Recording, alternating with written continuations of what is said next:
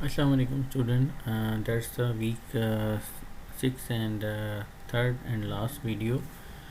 Student, we are discussing about the type of adjusting entry, and now I am going to be share detailed notes, lesson notes with you, and I am going to tell you some points that need to be you cover in your lesson notes. Fine. Like there's the first type, as we will discuss converting asset to expense, and what which kind of information are given in there regarding to converting asset to expense. That is the same thing that a cash is a expenditure or a cost that will be benefit more than one accounting period, as we discussed early in previous videos, previous discussion. We uh, uh, we realized that any expense which company pay advance, and it will be give a benefit more than one accounting period, that it will be a expenditure, and this expenditure will be considered as a asset. Okay, then we need to be write the debiting account. Okay, for example, supplies, unexpired insurance, your rent, etc. And the portion that we are using and consume it, then you need to be adjusting entry. And how you do the adjusting entry, that is the answer, that's underline things. Yeah, that is important for you people. The adjusting entry is recorded by debiting the appropriate expense account, for example supplies expense or a insurance expense, and crediting the related asset account, for example supplies and unexpired insurance. Okay, similarly converting liability to revenue, it's again that's business may collect the cash in advance for the services to be rendered in the future accounting period, and when and we are debiting the cash and credit the unearned revenue. Unearned revenue, because it is creating a liability. You receive cash first but not give the services, so we consider it is our liability until we are providing the services. Okay, here the ability account that's creating liability account is creating as a deferral of okay, and adjusting entry, when you give the money when you give the services to your client, then you can write easily and make a adjusting entry like as a debiting the unearned revenue, because this show that your liability going to be decreased right now, and as the liability will be decreased, we need to be do as a debit and credit the revenue on account. Okay, same account, but it will be mentioned as a earned revenue. Fine. And accruing unpaid expense, it is a expense that will be occur in your current period, but you are going to be pay in future time. So adjusting entry is will the in the current period. Adjusting entry that should be record debiting the expense, nominate appropriate expense account, like your interest expense, your salary expense, and by crediting the liability, related liability, as you can say, it is maybe the interest payable and salary payable. Fine. Accruing the uncollected revenue, if we talk about this, that is showing that in accruing the uncollected revenue, that is related to the you are going to be provide the services, and you earn your revenue, but the collection, your customer our customer is not be able to pay at the time of sale, then we can make as a account receivable, and he is going to promise us uh, he will pay in future time. It is the revenue, but it is uncollected revenue. Fine. Revenue is the occur, but uncollected revenue, money is the pending. So adjusting entry will be recorded as a debiting the appropriate asset account, mean to say account receivable or interest receivable, and crediting the appropriate revenue account. Fine. It is a basically four type again in your from your lesson note. That's something related to accounting principle. Again, realization and matching principle we are already discussed two or three time in our lesson notes. It the behalf of these realization and matching principle, basically revenue and are recognized as they are earned, and expense are recognized as the resources are used. Okay, So we are moving on a next step, matching principle, realization principle, about related to revenue and expense. Adjusting entry and the timing difference. If we talk about the reason behind why we need to perform the adjusting entry, it is basically a time difference, like in a convert asset to expense. Why need to perform this asset? It is a answer of this question is that basically cash being be paid prior to an expense being incurred. Your expense is not occurred, you not doing your expense, but you pay cash in advance, so we can consider it is a converting asset to expense. Fine. And if we talk about the adjusting entry, converting liability to revenue, that's relate to the you collect the money. Okay. We collect the money we being received prior, cash received prior to revenue being earned. Still revenues are pending, you are not going to pay the services to your client, but cash is received. Adjusting entry that require unpaid expense result from the expense being incurred before cash is paid.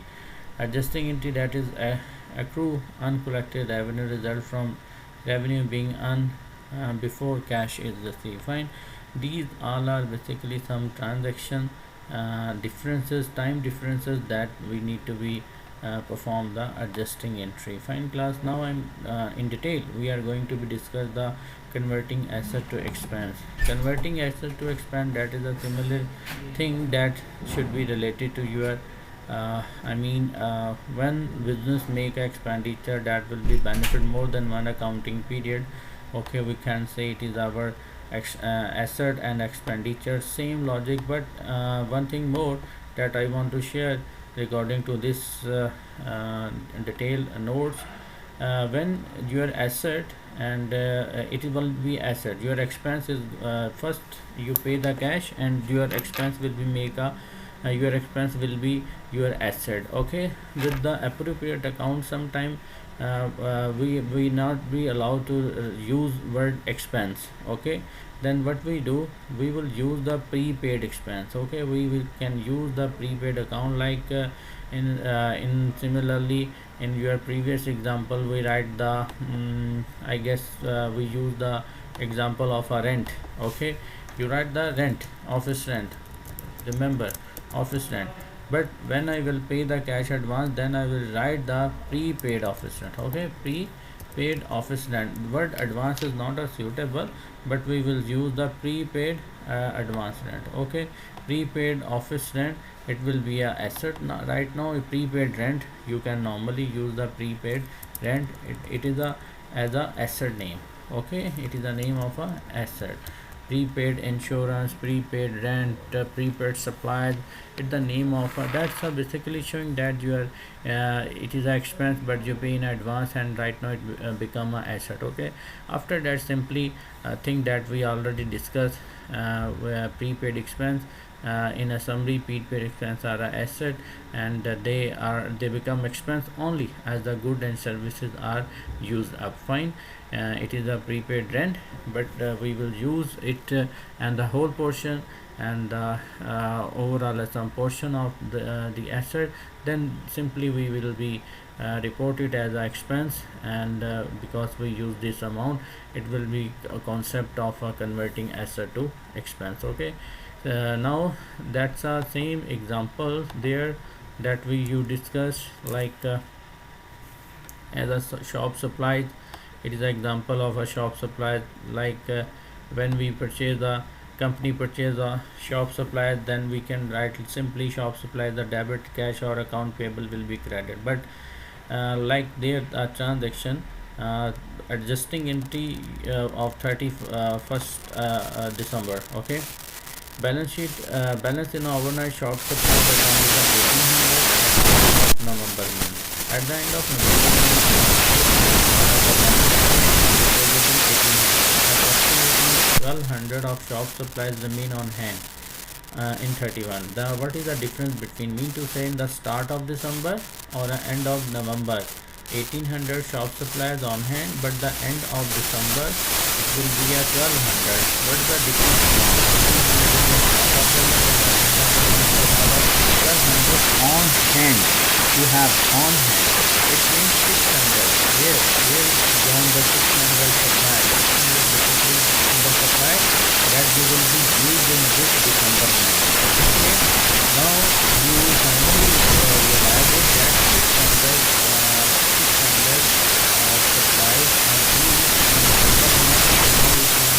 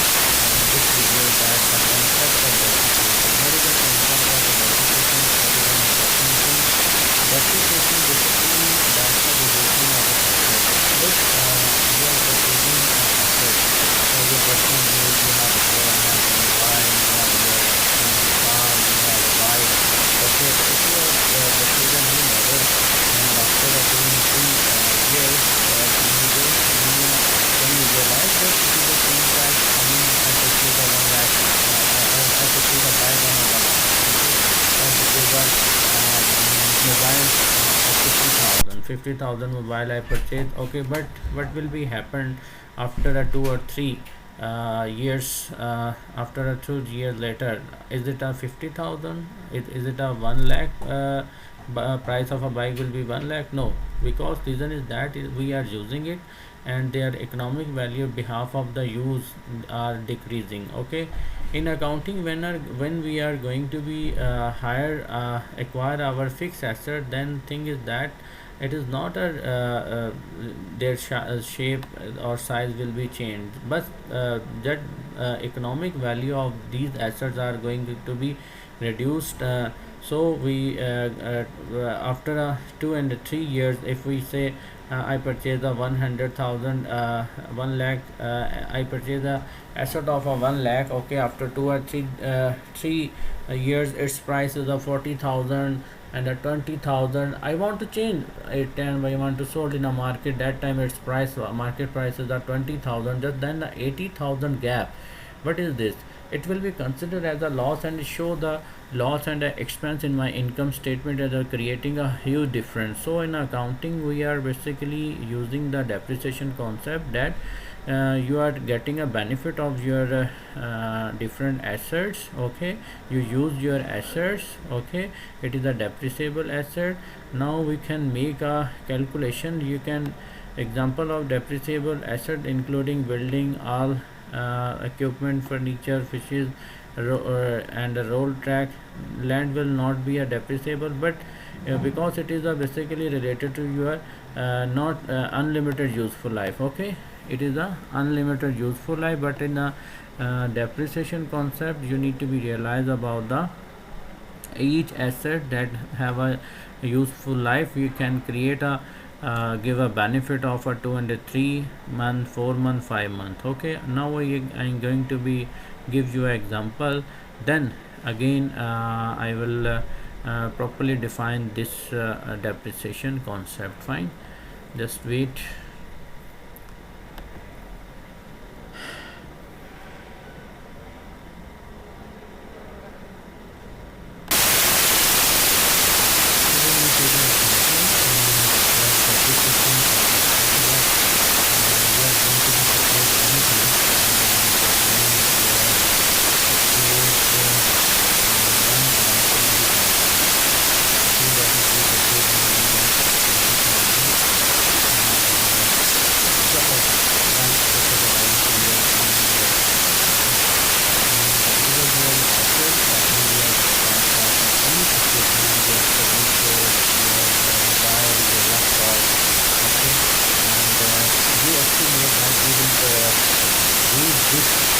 Expected useful life of this asset is the approximately life cycle.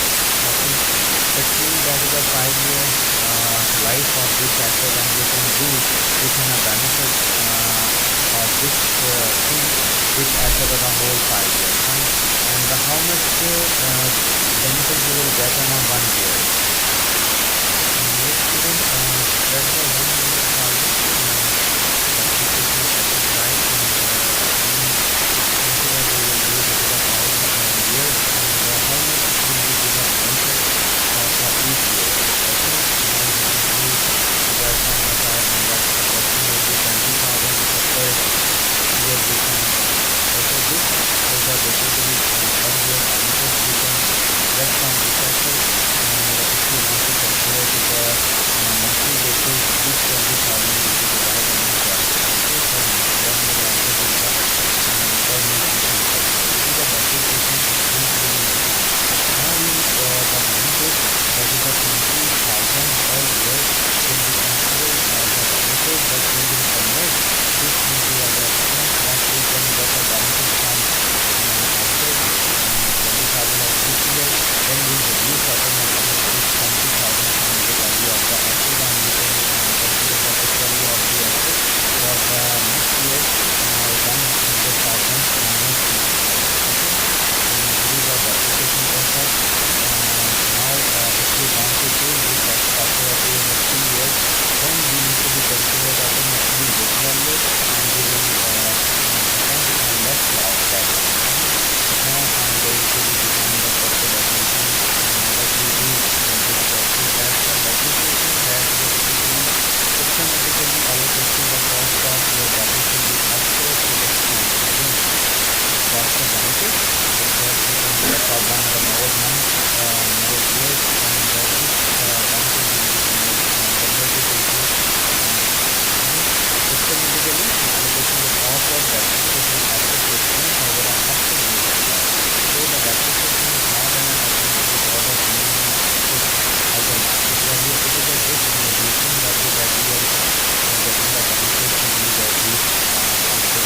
Okay, this is again short form of how we can the balance sheet will be prepared in an income statement. First we prepare this is the asset, building, equipment, machinery.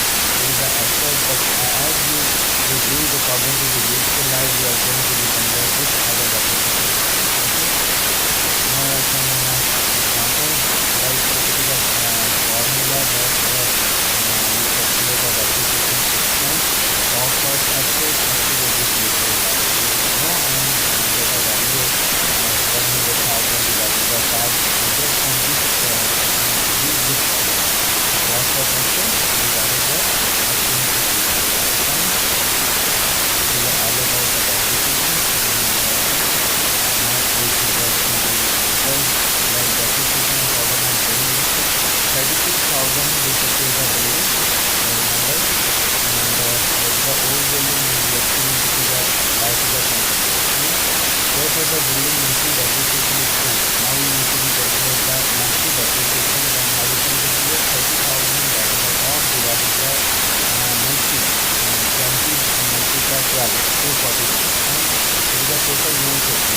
Right now we need to do a pass the transaction. Just depreciation expense is a building depreciation expense 150, is a just mentioning the 1 month depreciation.